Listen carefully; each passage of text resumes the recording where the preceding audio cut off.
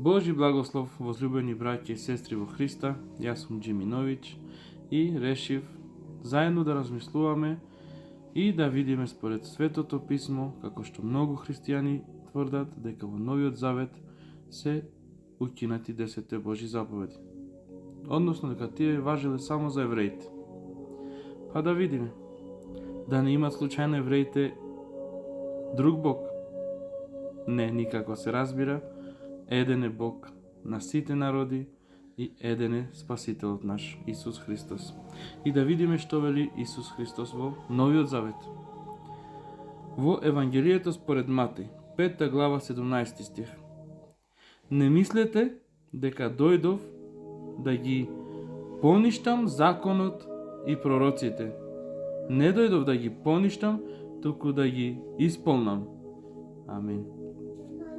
И малку подолу во 19 стих вели: и така, кој ќе наруши една од овие најмали заповеди и така ги научи луѓето, ќе биде наречен најмал во Царството небесно. А кој ги држи и поучува, ќе биде наречен голем во Царството небесно.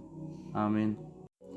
Потоа во Евангелието според Марко, 7 глава, од 6 до 8 стих, вака вели: а тој им рече: добро пророкуваше Исаија за вас, лицемерите, како што е напишано: овој народ ме почитува со усните, а нивното срце е далеко од мене. Напразно ме почитувате, учејќи науки што се човечки повелби. Вие ја оставате Божјата заповед, а го држите човечкото предание. За жал. Понатаму да видиме во Јакововото послание, 2 глава, 11 стих. Вака ни вели: зашто оној кој рекол не прави прелюба, рекол и не убивај. Ако не правиш прелюба, а убиеш, стануваш престапник на законот. И во истата глава на Јаков, односно 2 глава од посланието на Јаков, 26 стих вели: имено, како што е телото без дух мртво, така и верата без дела е мртва. И одиме понатаму со стиховите од посланијата. Овој пат сме во Прво Јованово послание, 2 глава, 3 и 4 стих ќе читаме. И вака ни вели: и по тоа знаеме дека сме го познавале, ако ги пазиме неговите заповеди. Кој вели го познав, а не ги пази неговите заповеди, лажец е, и вистината не е во него. За жал.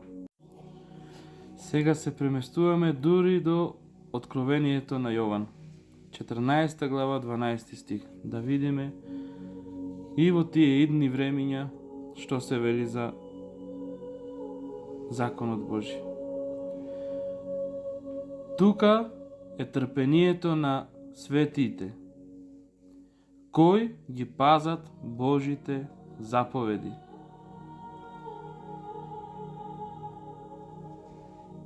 И верата во Исуса. Многу христијански деноминации велат: укинате законот, само по вера сме спасени. Се разбира, никако не можеме да се спасиме по закон. Се спасуваме по вера и благодат од Спасителот наш, Исус Христос.